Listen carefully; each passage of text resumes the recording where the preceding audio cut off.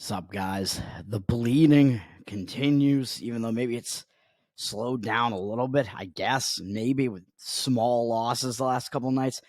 It's just getting ridiculous, man. I think 16 of the last 18 days have been losses. This is the worst run that I've been on. I expected to turn around because, I mean, if you look at some of these losses, I mean, you can identify the ones that are like definitive losses and then the other ones that aren't. And the majority of them are not definitive. Another one of them happened last night. Last night I was 2-0 to start the night. It was looking real good. We had Vandy with the outright money line cash there. That was awesome.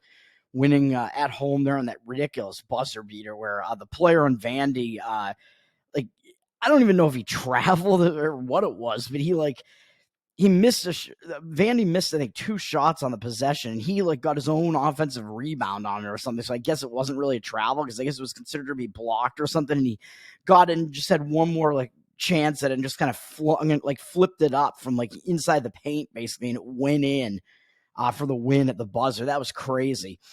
So that was good. And then Providence tried to blow the game, but did not. They were able to still come away with the win. They had a huge lead early in that game. It looked like it was going to be easy. And then by halftime, they weren't even winning. It's like, I thought that was just going to be another blown one. I'm like, really? Because it looked so easy early on.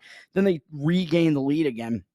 Had the lead late in the second half and tried to blow it again, but at least they did not completely blow it, and they still hung on for it. Then the rest of the games did not go well. We had the Islanders.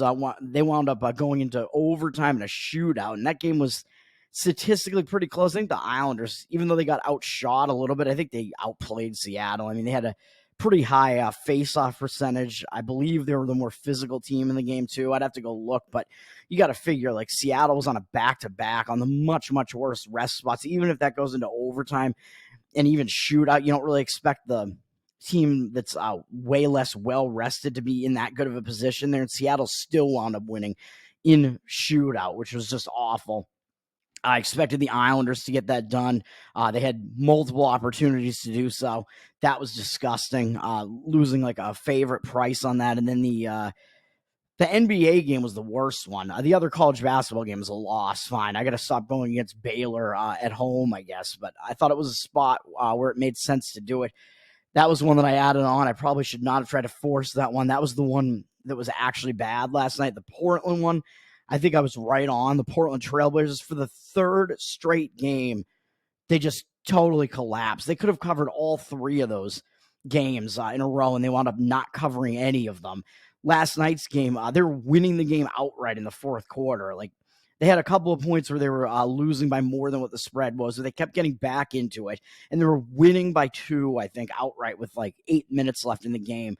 And then they still wind up blowing it, and they somehow still lose by 12 at the 8.5 point spread there. It's just absolutely ridiculous. When you're winning outright with 8 minutes left, you expect them that they're going to come within the number there. Probably not win outright, but come within the number there, even though they also looked like they had the opportunities to win outright there, and it just went completely haywire. And I think if you look at that game statistically, it all came down to the free throw discrepancy in the game. I think the free throws were heavily imbalanced on the side of Minnesota there. If you look, I'm pretty sure when I looked that was the case. Portland, I think, actually out-rebounded them, and the number of possessions and stuff were pretty close.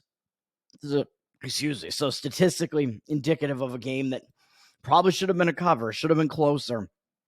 We moved to today.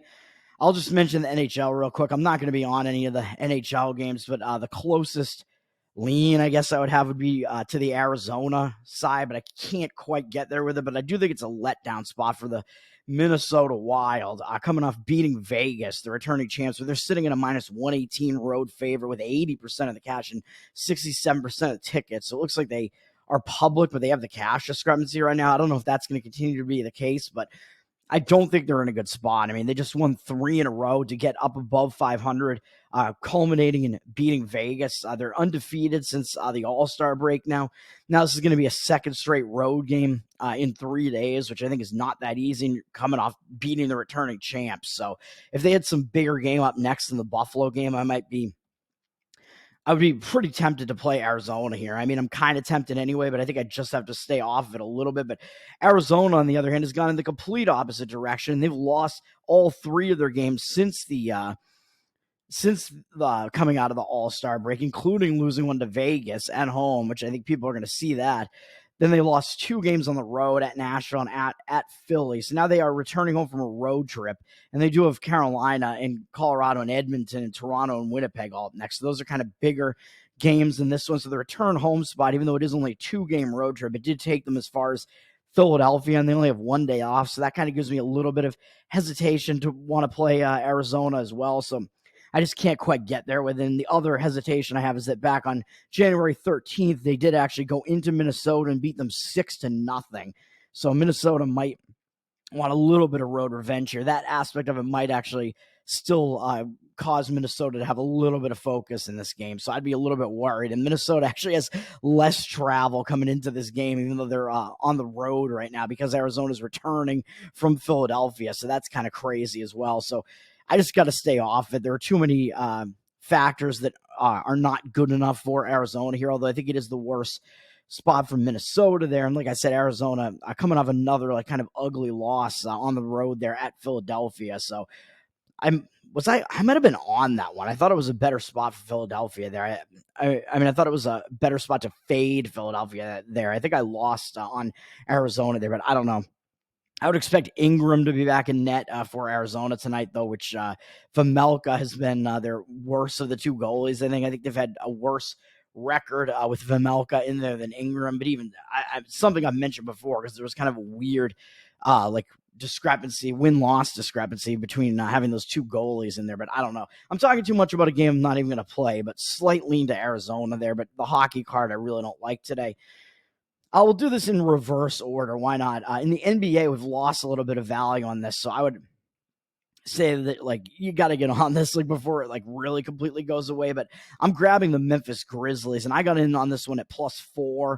They're hosting the Houston Rockets, but this one's crashed all the way down to 2.5. It looks like it actually opened at 5.5. I got it at 4 a few hours ago, and now it's I'm sorry, man. This is the nature of it. When you do these videos at a specific time every day, some of the lines have already gone away from you by then.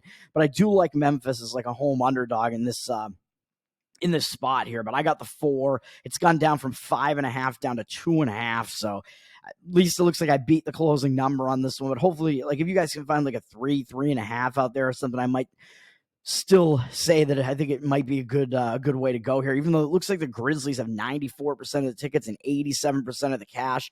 So it looks like they're a public square home underdog with the public ticket percentage and with the cash discrepancy going against them. I don't think I buy that whatsoever. I just think maybe the public hasn't even really come in and bet this game at all yet or something, because I don't see how the Memphis Grizzlies would be public. People know they don't have John Morant right now. The record is miserable. They're behind Houston by 6.5 games in the same division, which I think is actually going to cause Memphis to be a little bit focused here. Memphis, they're on a long loss streak, man. A long loss streak. They haven't won in so long. So I think this is a decent spot. I think they're going to show up focused just because they have so many losses. If you look at that loss streak, a lot of those were to decent teams. They lost at Indiana, lost to Sacramento, Cleveland, Golden State, Boston, the Knicks, and then they lost to Chicago and Charlotte. Those are pretty bad, although those games were fairly close. And then in their most recent game, they actually played fairly decently back at home against New Orleans and lost again. But now they're in a second game back at home. I think they might be able to refocus a little bit here. And they got Houston coming in, and Houston is in a bad spot, man. So Memphis, I think they're going to be focused just because they've been losing so many games. I mean, you have a sense of pride that you're going to want to show up and play. And you can see they've been competitive in some of these games, and a lot of the recent losses, like I just listed, were to bad teams. And then people are going to go and look at Houston's recent games and say, well, Houston almost won at Indiana, so they played them closer. And they're coming off a win where they just beat the Knicks, and it was not even in a good spot for Houston. They actually returned home from a 4-game road trip, and with only 1 day off, and they were playing a third game in 4 days, all in different cities, and they still somehow were able to beat the Knicks. And now with only 1 day off, they go back out on the road again. So this is a lot of travel here for Houston, so I don't think the spot is very good. Both teams only have 1 day off here, but Houston just returned from a road trip and had 1 game at home, beat the Knicks, who have a much better record, and now they go out on the road again to Memphis, who's behind them in the standings, and then this is the last game before the All-Star break. They might be ready to pack it in and go into the All-Star break at this point, man. I think Memphis might be a little bit more motivated to try to get a win, since Houston did just get a win, and it was against a pretty good opponent in the Knicks. And then I don't know if I want to call this a sandwich spot because the All-Star break is up next. So they're coming out of the All-Star break. Houston's going to have New Orleans, who's leading their division, and then Phoenix, Oklahoma City twice, Phoenix twice. So a bunch more games that they're going to pay more attention to than a game against the lowly Memphis Grizzlies here. And the market looks like it's agreeing with me as far as the line moving way down on the Memphis Grizzlies, even though it looks like the percentages are against it for some reason or another. I don't quite understand that, but I'll do it. I'll be on the Memphis Grizzlies. Nice home underdog here. Move to college basketball, and we're going to see that today is the day of the home underdogs, man. So that's one play today, the Memphis Grizzlies. I like it, but for you guys listening, the line has gotten a little bit away from us at this point, somewhat. So we'll see. We'll see what happens with that game, but at least I beat the closing number on that. But it looks like that line has just really moved in the direction of Memphis, despite where the percentages look. So I think those percentages maybe are not totally accurate. Going to college basketball, as soon as Michigan beat Illinois on Saturday in that dramatic game, and I don't remember if there was a court rushing or not, but there was a big celebration in Michigan, man, because that was a close game, and they beat the 10th ranked team in the country, even though, as I keep saying, all year, Michigan State's been pretty underrated and underranked just because they've faced a brutal schedule, and they faced a really tough out-of-conference schedule where they had to face Duke. Butler is not even that bad now, as they're seeing Arizona. James Madison's not even bad.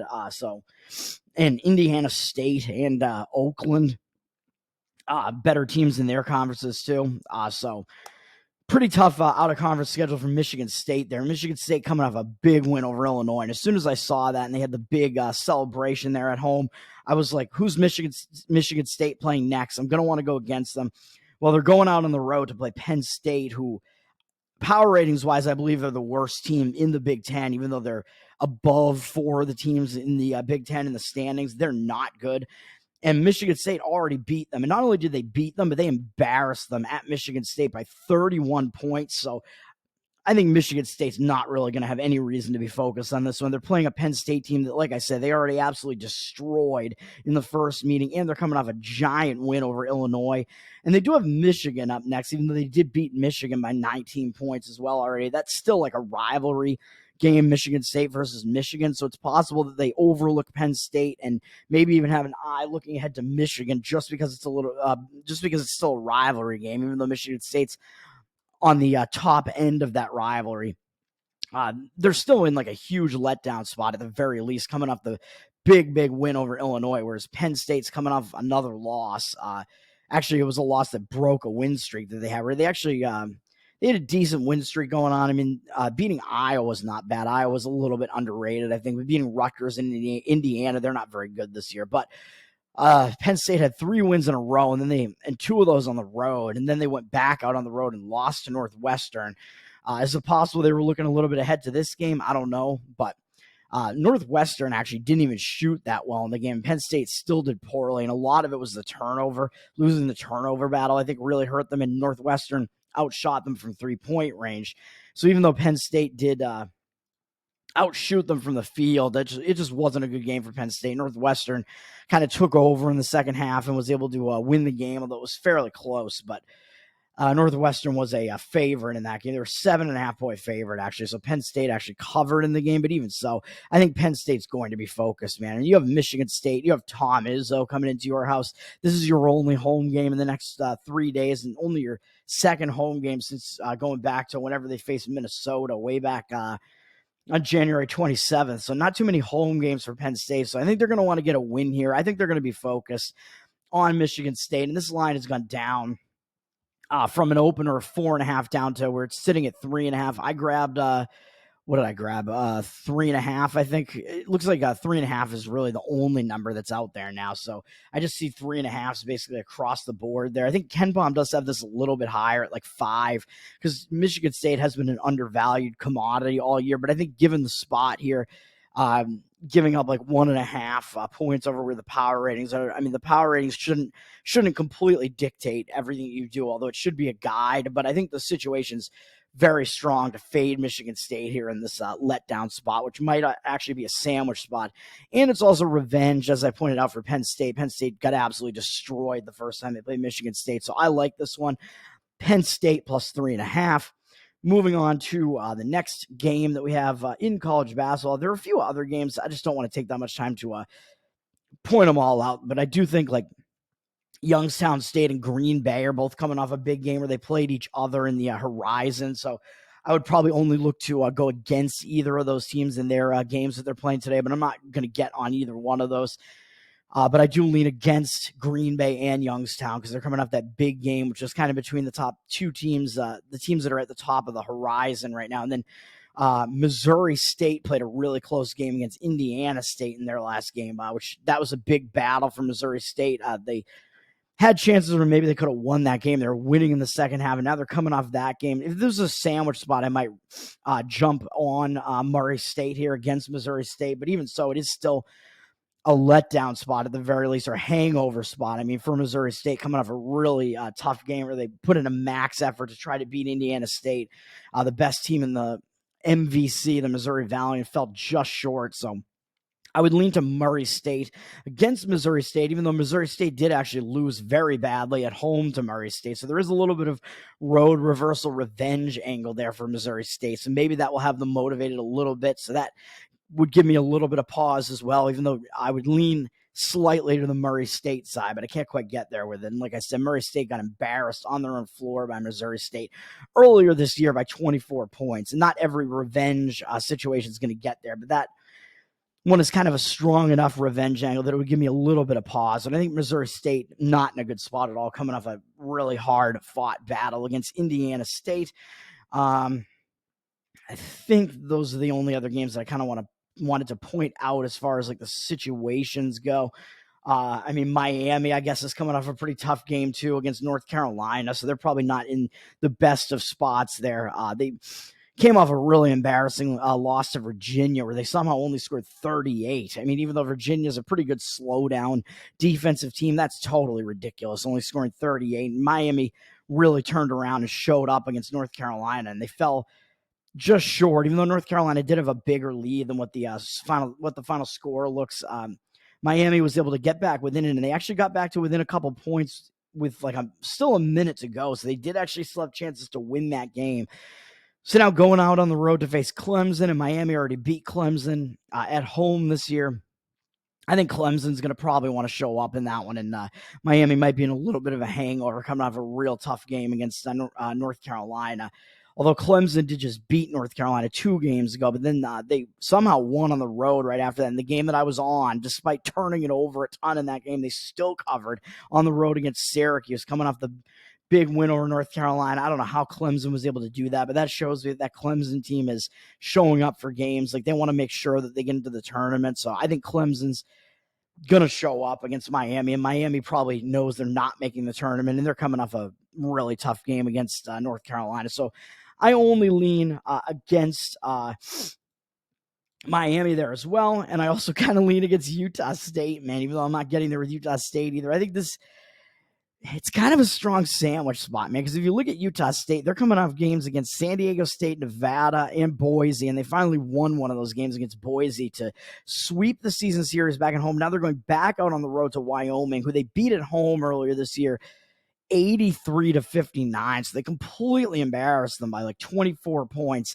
And up next, they have Colorado State and San Diego State. So 2 of the better teams in the conference again. So this game's sandwiched in there between all of them. So I do think this is a bad spot for Utah State too. This is like a pretty big sandwich spot. And they're actually down from 7.5 to 6.5 as another road favorite here. Although I haven't jumped in on this one.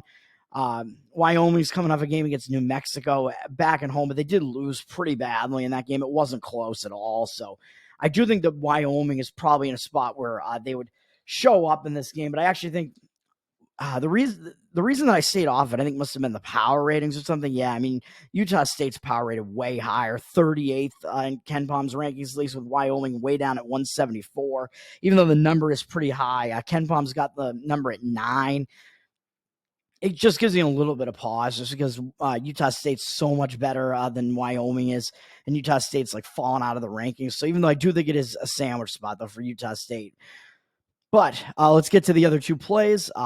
Oregon State +7 is going to be another one. Even though it looks like this line has gone up from Arizona State 6.5 to 7, and I believe Arizona State was a 2.5 point favorite on the road at Oregon State, and I thought that it was a good spot to play Arizona State in that one, and they lost. So it is a little bit of revenge for Arizona State if you look at it that way, just because they did lose at Oregon State. And I thought that was a really bad spot for Oregon State, because Oregon State was coming off the big win over Arizona. But that was not the case, and Oregon State was able to beat Arizona State. But now I think you can throw that revenge. I'm throwing revenge out the window in this one a little bit, and I'm taking the points with Oregon State. Because Arizona State, I mean, they're not a very good team. They just went on a big run where they lost almost every game in the stretch, or they lost 5 games in a row or something like that, and they lost 7 of 8, with the only win coming against USC, who's at the bottom of the conference this year, at the bottom of the Pac-12. But then they somehow were able to win in the second of the back-to-back elevation games, when they went to Colorado and to Utah, and they were somehow able to beat Utah, which is a huge win. That was an upset of a 12.5 point upset. But I think it was because Utah was coming off. Utah was in a terrible spot. Never mind. Yeah, makes total sense. I don't know why I wasn't on Arizona State there, but I guess it was just because it was a big spread. I think I mentioned that in my video. Actually, I mentioned I leaned to Arizona State there because Utah was in a bad spot, but Utah was just laying so many points that I was like, yeah, I don't know if I want to get there with it.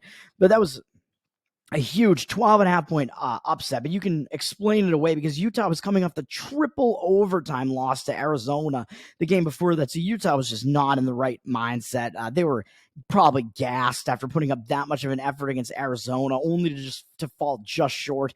They put in all that effort to try to beat Arizona and didn't quite get there and fell short. They didn't have that much left in the tank. So that was a really bad spot for Utah. And Arizona State took advantage. Now Arizona State's coming back home out of elevation off of a 12.5 point upset. And coming up next in 3 days, they have to face Arizona, which is, of course, their big rivalry game. That's the best team in the Pac-12, and they have to go out and face Arizona. So that's a big game, man. Facing Arizona, of course, you're a main rival there. It's facing them for the first time this season, too, because they have both meetings still to go in like an 11 or 12 day span here coming up. So this is a sandwich spot for Arizona State, man. Even though Oregon State did beat them, I don't know how they're going to show up focused here.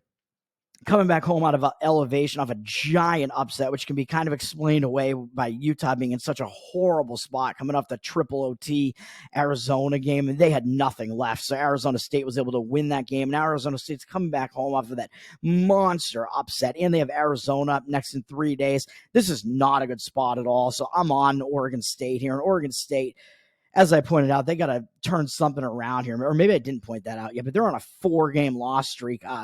And within that loss streak, they did lose to USC, which is not good. And they lost to Washington. So they lost to the 2 other teams that are down at the bottom of the conference with them. So I think they have reason to show up here, man, because they're just been losing every game. They don't want to fall behind USC, at least. They have some pride here. I think they're going to want to show up for a game against Arizona State here, even though they did beat Arizona State at home. That was actually the last win that they had, so maybe that'll give them a little bit of confidence actually coming into this game, because they've lost every game since then. So maybe there's something where Oregon State has a better matchup situation against Arizona State. I don't know, but the spot for Arizona State is just so bad that I think it more than completely negates any slight revenge angle that's coming in here. And it's also not a road revenge angle, because at least Oregon State in the first game won at home. So it's not something that's as unexpected as it could have been if a road team had pulled off the upset in the first game or something. That leads to a stronger road revenge angle. This is a strong go against spot going against Arizona State here. So I like this one, Oregon State. This was actually the last one I jumped on, though, and my track record recently has not been good when I add these additional games, but I just saw that spot and I was like, I have to do it, man.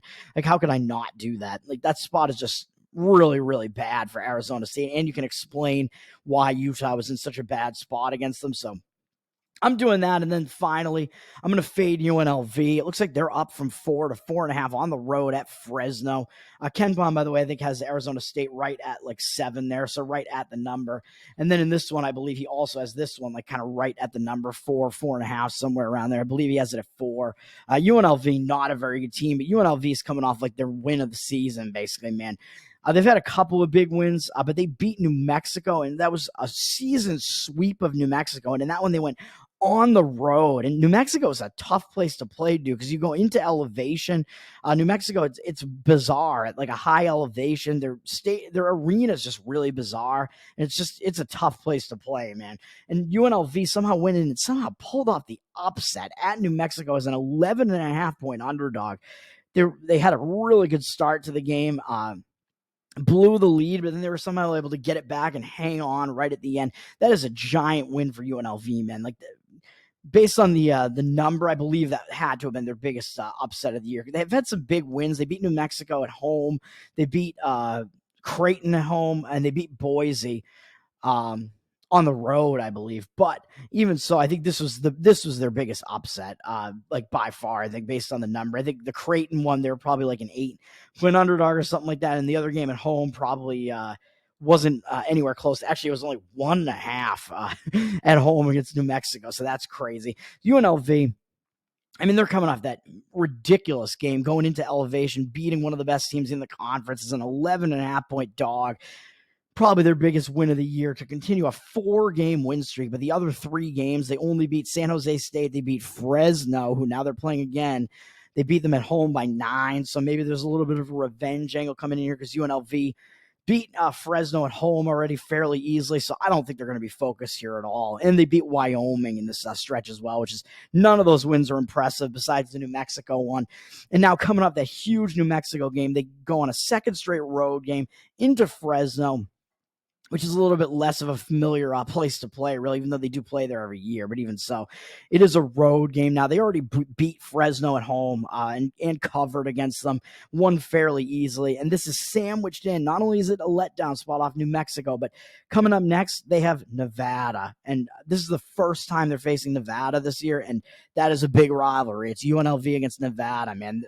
They're having Nevada coming into their house. That's a big in-state rival, and UNLV has been the little brother in that rivalry for the most part for quite a while at this point. So I think they're going to be looking ahead to that one too. I mean, this is a sandwich spot, and it's a revenge spot for Fresno State. I mean, it doesn't get much more as far as potential for overlooking a team here. This is it right here. UNLV coming off the giant win over New Mexico, coming out of elevation from that game, having to play a second straight road game having their in-state rival for the first time on the season up next. It doesn't get much worse than that, man. This is a bad, bad spot for UNLV here. So I think they could pretty easily get caught here. Facing one of the worst teams in the conference with Fresno. And Fresno's put together a couple of nice wins in a row, really, both on the road, and they're returning home, although it was against San Jose State and Air Force, who are the only teams below them in the conference. But I think it kind of sets it up for a momentum spot here for Fresno State because they put together 2 wins, even though it's beating the 2 teams that are below them in the conference. That still gives you a little bit of confidence. And, okay, we can win some games here. This is good. And then it kind of gives you momentum going into that next game. And I think they will be focused for a UNLV team who's actually in the top half of the conference coming into their house. And UNLV, they saw what they just did to New Mexico, too. So I think Fresno's got a lot of reason to be focused here. So I think they will be. And if none of that was enough, as I pointed out, they lost at UNLV already. So that's going to do it for me, man. So these plays today, I actually think they're all pretty strong situations. Being a bit selective, as I mentioned, because I do like some of the other spots in basketball as well. And I also like Auburn, by the way, just to throw that out there. That is one of those weird like ranking discrepancy games where you have South Carolina ranked 11th in the country now going to Auburn ranked 13th, and Auburn's laying like 11 points at home or something like that. So the odds makers are telling you what's really going on here. Even though the line's gone down from 12 to 11, I tend to think that South Carolina is going to be in for a rude awakening here. South Carolina is just very, very overrated at this point, and Auburn's underrated. Like the rankings are nowhere indicative of how good these teams are. KenPom's got Auburn at 5th in the country, and he has South Carolina down at 44th. So even though he only has this as a 10-point win, and this game is kind of surrounded by somewhat bigger games for Auburn, maybe, but Auburn's coming off a really embarrassing loss to Florida too, though. So even though they do have Kentucky up next, I think Auburn, they're going to want to show something, man. I think maybe they were even looking ahead to this game. I think that Florida game, I was on Florida on that one because it was a sandwich spot, coming off a big win over Alabama, who's also one of the top teams in the country, really, and then having the South Carolina game on deck. I think Auburn didn't totally focus on Florida there. And I think they got caught. Florida actually a little underrated. KenPom has them 29th in the country right now. So I think things will right themselves here. And I think these rankings are way off. And I think the public's going to look at this game and only come in on South Carolina. They're going to be like, holy crap, I'm getting 11 points with South Carolina, and they're ranked higher than Auburn, and they're ahead of them in the standings. They have a better record. Like, what's going on here? How am I getting 11 points? I think the recreational bettor is going to perceive that there's value there, but I don't really think so, even though the line's a little bit higher than what KenPom has as the power ratings there by like 1 point or so. But I would only lay the points with Auburn in that one. So that's kind of the biggest matchup of the night. So I figured I'd just comment on that. That's going to do it for me, man. I keep saying it, but we got to start turning this around. Like 16 losing days in the last 18. It's one of the worst runs that I've been on. I'm now I'm down on the year now by a bit now, which is not good. I've won every year since I've been doing this, since like 2008, except for 2015. So I do not want this to be a repeat of 2015. The last 2 years for me have actually been really good, and it was before I started doing this show. So of course I start doing this show and I look like an idiot and I start sucking. Although I was doing really well when I first started this show. I had a really good run from October through December or so, and that's all recorded, man. It's all on tape. You can see it. It's all on my show here. So we're still up from back when I started the show. So at least there's that. We're still ahead of that mark. So we're going to get back on track, man. I like these spots today. So once again, on college basketball, we're on Penn State plus 3.5. That's a major letdown and potential sandwich for Michigan State. We're on Oregon State plus 7. I think that's a sandwich spot and a big letdown spot against Arizona State as well. Fresno plus 4.5. I forgot to mention what the number was there. At home. So we got 2 home underdogs in the mix there, 2 and 3 underdogs. So these are some toad plays right here. Fresno plus 4.5 going against UNLV, and what I think is also a letdown and a sandwich spot.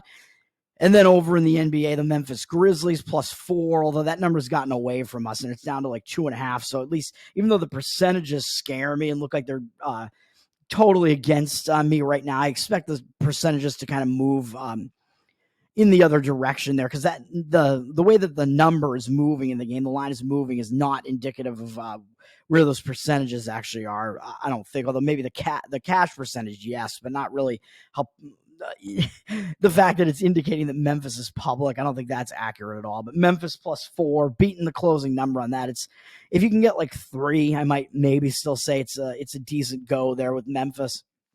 I think it's a bad spot for Houston there as well. So that's going to do it for me, man. Let's get back on track here. Let's start turning this around. Have a good one. Peace.